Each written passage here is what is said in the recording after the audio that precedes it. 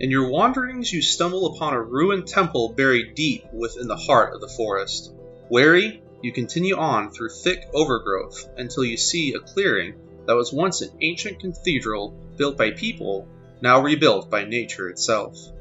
In the center is a preserved altar, stacked with various dice of all shapes and colors. As you contemplate what this means, a cloaked figure approaches from the shadows. Welcome, brave adventurer. Have you come to roll the dice? Explore strange new worlds with new strange rules? If you seek adventure worthy of being shared with good friends, you have come to the right place. Just roll for initiative. Welcome to the Nat One Nerds podcast.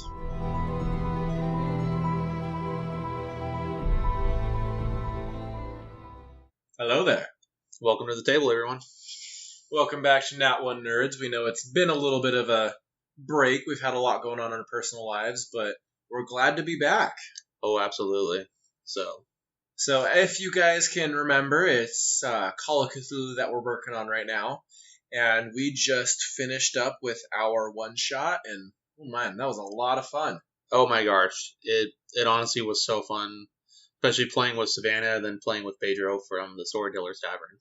Yeah, and then getting to be the keeper for that. Mm-hmm. That was a lot of fun, considering I had never played Call of Cthulhu before. It was definitely a stretch, but honestly, it came pretty well after DMing in Dungeons & Dragons for a while. You just adjust to different system, different rules, and it honestly flows pretty much the same. That's one thing I love about TTRPGs in general, is once you get a feel for them, all you really have to do is just switch a few system rules around, and running them feels relatively similar. So did you feel like you were jumping straight into the deep end with Call of Cthulhu, or...? It was a little bit of a dive into the deep end, but I at least like to think I did pretty well with it. I thought you did pretty well with it, too. I mean, granted, I also had never played Call of Cthulhu before until now, which is probably why my character was so freaking weird, but... Hey, I thought your character was a lot of fun. I regret absolutely nothing. I probably will do that again. I mean... spoiler alert for anyone who missed the one-shot episode, but Donald definitely did work with the Sons of Thunder. Oh, yeah. Yes. I will probably put a lot of points into my next Call of Cthulhu character again into Shotgun. Yeah, no, it's useful. Well, you gotta have a keeper that'll let you have one. Yeah, I guess that's true. You were definitely a very forgiving and kind keeper, especially for a Call of Cthulhu run-through. Yeah, considering that you guys decided to run through fire. Hey, as I said, it's a baptism by fire, so... Yeah. Hey, at least everyone survived. Barely, but they did it. Yeah, I was about to say, I know when... Not to give too many things away from the one-shot, but when one of the characters did have to go to the hospital to get recouped, I know the time limit in Call of Cthulhu is much longer than the time limit you gave us, and you're just like, nah, she's healed, she's fine.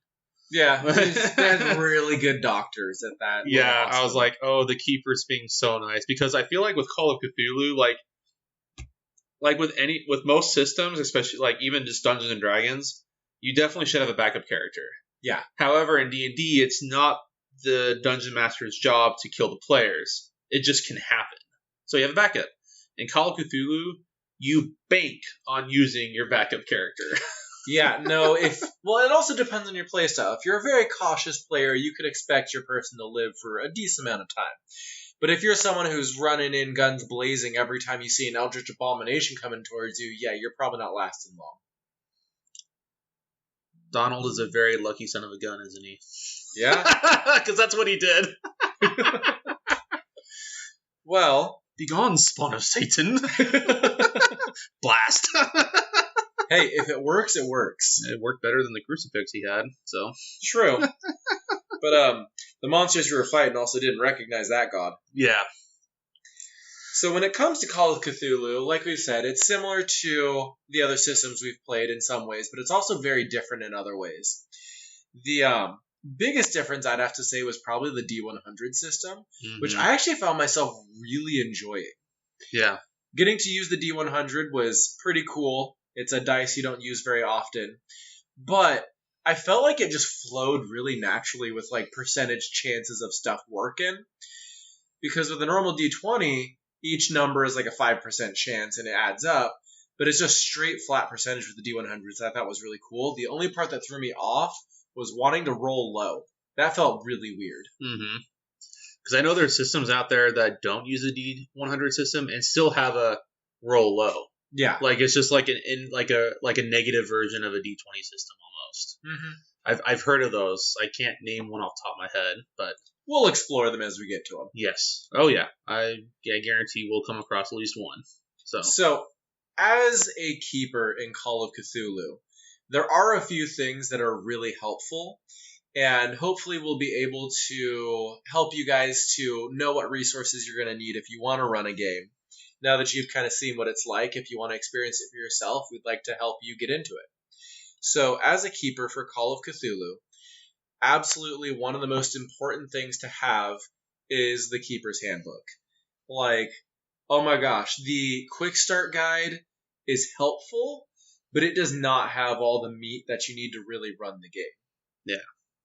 So, I would definitely advise getting that handbook and reading through it. Honestly, even as the players, it would help, but as the keeper, you need to know that stuff.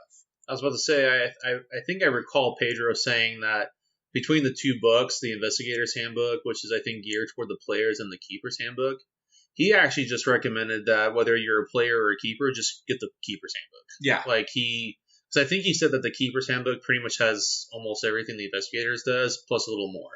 Yeah, it also has things like how to run encounters, what to do in certain situations, monster stat blocks, a lot of explanations, and it goes very in-depth. And honestly, for a 300 some odd page book, like, I honestly found myself having a pretty good time reading it. Mm-hmm. Like, it was honestly pretty good, kept me engaged. It wasn't a slog like you're reading through a statistics book or anything like that. Like, it was really informative and helpful. Nice, because I know, and this may be completely personal to me, but in Dungeons and Dragons, I don't really use the Dungeon Master's Guide hardly. I use it mostly for, like, magic items, and that's pretty much it, honestly. I don't... That, and if I need, like, an Oathbreaker or something like that, like the optional subclasses for, like, the Cleric and Paladin. But beyond those things, I've never really used it or really read it. I know I tried sitting and reading it, and I got only like a few pages in before something distracted me. Yeah. Not to say that it's not useful or bad or anything like that. It just personally, for whatever reason, I don't need it for my particular DMing style. Well, the Dungeon Master's Guide for Dungeons and Dragons, it fits a lot more around how to world build as a DM, how to create stories, how to flesh stuff out. And a lot of that stuff you can figure out on your own, and it's not super important to have a guide on, although it's really helpful to have the tips. Mm-hmm. The Keeper's Guide is all just purely, this is how you play Call of Cthulhu, this is what you need, this is the systems. I feel like it seems more direct. Yeah. And honestly, I really appreciated that. It made it a lot easier to get through. Yeah. So definitely get the Keeper's Guide. Obviously, dice are important. And I would say make sure that you brush up on what the skills are. Mm-hmm. Because there's a lot more skills in Call of Cthulhu than there are in a lot of TTRPGs. And it's kind of hard to keep track of them sometimes. But if you know what they are off the top of your head, it makes it a lot easier to call for a check when your players are doing something, because you know exactly what check you're looking for instead of having to scan through their sheet and being like, oh, shoot, what are they going to do with this? Yeah. I know in our one shot, I remember there were times where you called for a check, and then literally a second later, like, oh no, your stat's really low in that. Like, oh shoot, that's you only have 5 to succeed. Okay, yeah, it's like you have a 5% chance of succeeding in that. Granted, I dumped so much into shotgun that, you know. Yeah, no, that's the one downside with having so many different abilities. Is in Call of Cthulhu, you're going to have quite a few dump stats, and that's going to lead you to quite a few abilities that you're not quite as skilled with. Yeah. But honestly, that's okay, because it makes it feel more realistic, because I feel like Dungeons & Dragons is very much like, it's a power gamey system. Even if you're not a power gamer, your character is much more powerful than the average person, and you're going to be at least decent at most things. Call of Cthulhu, if you don't take the time to train and learn how to do something, you're not going to know how to do it, which is much more like real life. Yeah. You're a straight up just normal human that's doing investigating of the unknown, so you're gonna have skills you're not good at. Yeah. No, that absolutely makes sense. Because even looking at everything, I just really wanted a shotgun build character. Should I have chosen a clergyman for that? Probably not.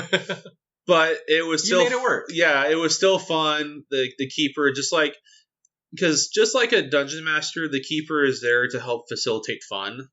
And while Call of Cthulhu definitely can be a much more nitty gritty, it's a horror eldritch system where you kind of expect your characters to die or go insane.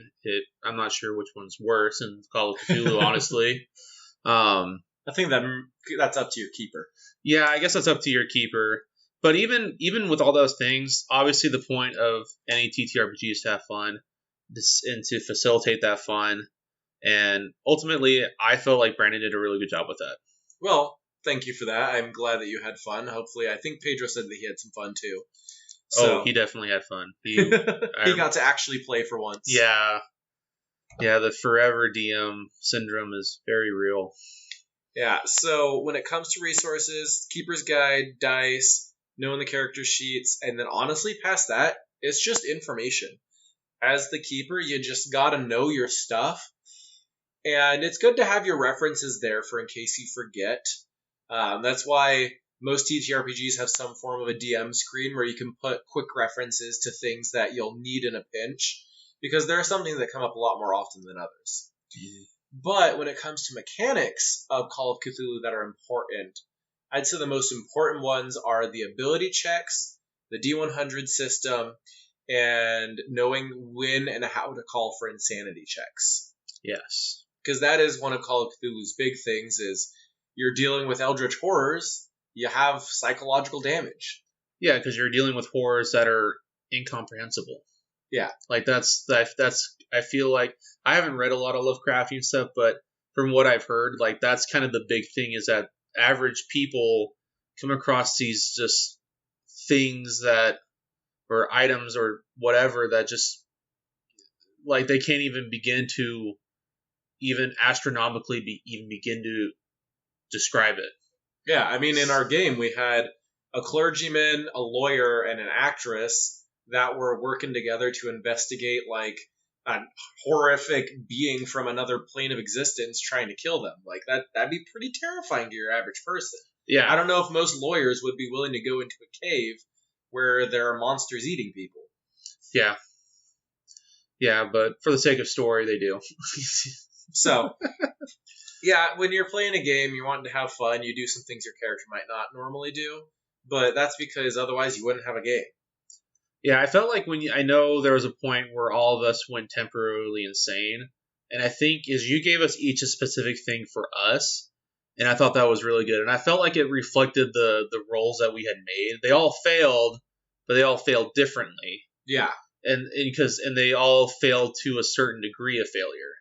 And so, like, one person failed really bad, and so they ended up seeing, I think you told them that even after the temporary insanity was over, they still had some lingering effects. Yeah, they had lingering effects. They still had nightmares, almost like once a week or every other week the rest of their lives or something, where they just wake up in a cold sweat all the time. Yeah, they constantly see that dark figure emerging from that wall. Mm-hmm. Yep. It was kind of fun to, again, spoilers, pay some homage to our first character from our first one-shot. Mm-hmm. I always love getting to give Taryn a little bit of love. Yep. He's sticking around for sure. So, like we said, knowing how the game works is very important as a keeper. But honestly, I found it wasn't that difficult to really learn. Granted, I've DM'd in Dungeons & Dragons for a while, so I know the general feel. But it just felt so natural getting into the new system and learning how the D100 system worked versus the D20 system, learning insanity. Combat was definitely different. I liked how initiative wasn't really a roll. Instead, it's just basically the reflexes of the people involved. You just run their equivalent of a dexterity score, and whoever has the best reflexes is going to naturally be going first. Yeah, that makes sense. So I actually have a question for you specifically, since Yeah. you're going into psychology as a major. All right. Is that one thing you really liked about the system? Do you feel like, obviously there's a lot of supernatural stuff that, as a psychologist, you wouldn't deal with that. Yeah. I guess maybe in a certain weird way, maybe like night terrors or whatever, but obviously in this case, like, they're real and they're horrific. But with that in mind, how, as far as like expressing the mental capacities of player characters and the aspects of their sanity, do you feel like the game did pretty decent with that? I feel like they did pretty well. As you've obviously said, a lot of the Eldritch horrors you'd be dealing with in Call of Cthulhu, at least to our knowledge, doesn't exist in real life. It's not mainstream. You know that Cthulhu's rolling up on the block on Tuesdays to get drinks. It's just not a thing. So when it comes to dealing with that stuff, I honestly don't know how you would end up dealing with trauma like that in real life. But the bouts of temporary insanity, they honestly pair up pretty well with how normal people would react to stress. You would go into shock. Sometimes people react irrationally. And depending on the level of what triggers that, they could go temporarily insane. Could go into a fugue state. There's lots of things that could happen. Okay. Sorry, I just was really curious. I know that probably is a question that's better explored in our next episode when we do our final thoughts and review of the system, but Yeah. I was just too curious since you were the keeper, and so I thought it would still be interesting to talk about. But I'm sure we'll talk about it again next episode and into even further detail, perhaps. Yeah, no, I am always down to talk about that stuff. I could do whole episodes just on psychology of games like this. As for specific advice on how to run Call of Cthulhu, I feel like the general advice that we give with most of our systems fits pretty well. Talk to your players beforehand. This is one system where I would definitely advise going through trigger warnings with players because it's much more horror themed. And for example, my wife is not a horror person at all. She can't do scary to save her life. And so she wouldn't do well with this system because of that. And so it's good to talk to your players beforehand and say, hey, here's the story general feel that I have in mind. How do you feel you would react to this? Would you be comfortable with this? Are you comfortable with these topics or these ones? And just make sure you just settle with them and talk about it. And honestly, just be willing to compromise. Because like you said, Parker, we're there to have fun. Everyone's there to have a good time. So if you're doing things that are not comfortable for your players, then they're not going to have fun. So I'd say a session 0 is definitely important to first make sure they know how the system works and make sure that their characters are built properly, but also make sure that they're just comfortable with the game. Yeah. No, it's definitely obviously very horror themed. And, you know, because in Dungeons and Dragons, you play characters. I mean, good gosh, people purposely choose characters that make contract pacts with demons and devils and eldritch horrors to get powers, and like, cool, Eldritch Blast, and Yeah. they're like, da da da da da, you know, like There's always the joke. Their patron's more their sugar daddy, honestly. Yeah, than as you said, there's anything. always the running joke that in D&D, Warlock patrons are just their magical sugar daddies. But in Call of Cthulhu, I feel like Call of Cthulhu really emphasizes that, no, these are bad entities. Like, Yeah, these things do not care evil. about you whatsoever. No, not at all. And what they care about, we will never know. But not you. That's Yep. the only thing you know in this world of madness here. So yeah, make sure you talk with your players. Any other... What would you say for a player? What advice would you give?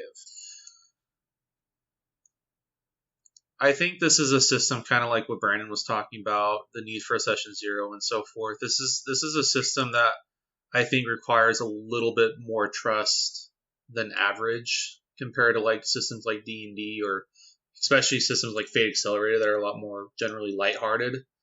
It's definitely, it's very easy to explore much darker themes with this system. If you're wanting darker themes and getting into that side of humanity where the worst of us can be brought out, then yeah, this system is definitely one where you could do that in for sure. Yeah. And that's why you need to talk with your keeper and the other players to make sure everybody's okay and on board. Because the one shot we did, I'm sure is a pretty tame Call of Cthulhu. Yeah. And again, it's going to vary by table. So it's going to be vary by table, but I would imagine that ours was a bit more tame than most other Call of Cthulhu's. Yeah, we like to keep our podcast family friendly, as you guys know, keep it relatively clean. So I didn't go too crazy into any descriptors of, for example, of like bodies or anything, or try to make it too scary, because we like to keep it clean. We're family guys. We both have families of our own. We like to make content that anyone can be comfortable listening to. Absolutely. But if you're running your own personal game, anything's fair. Yeah, as long as everybody's okay at the table. Yeah. Because as a psychology major, because I know going into this, I was like, Brandon could go hardcore with the system if you really wanted to. Oh, I could have messed you guys up. Yeah. No, you could have probably left the players a little scarred if you had really wanted roll a to. real life sanity check. Yeah, make us roll real life sanity checks almost. But, but obviously, as we said, it's about having fun, having a good time at the table. So I know our friend Pedro, who was on our one shot, he's played Call of Cthulhu before. He really loves the system. I think he said it was actually his favorite system so far. And so I'm sure he's played darker themed sessions of Call of Cthulhu, but he still came away having a great time. And he was awesome to have. So.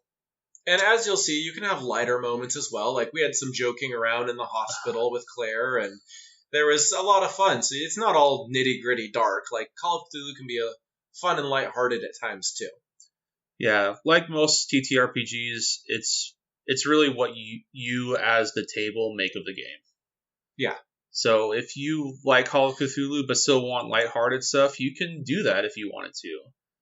You can have the quote-unquote eldritch horror you're investigating being a portal to Ponyland. I don't know. I could actually see that being a pretty fun one. Getting to figure out what the heck is this mystical force that's affecting It's almost so good and bright that you almost go insane because... They use friendship magic on you. Oh my gosh. But Call of Cthulhu, it's another great versatile system, but we will talk about it more in our review episode.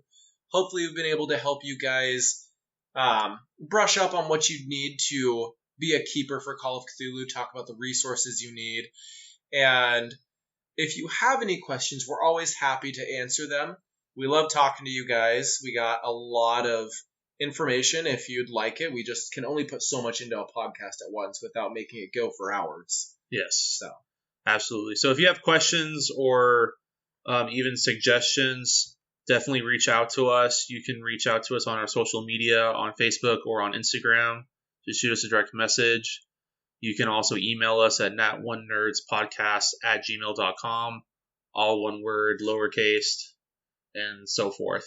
So, but if you also enjoyed listening to this episode, you like what we're doing overall, and you want to show us a little extra support, definitely listen, share this episode with your friends and family and acquaintances. Give us some good reviews. Yeah, give us some good reviews, and so forth. So, but I think that just about wraps it up then. Yeah, thank you guys for listening to our Keepers episode of Call of Cthulhu, and hopefully we get to see you guys next time for our final review of the system. Yep. Happy rolling, guys.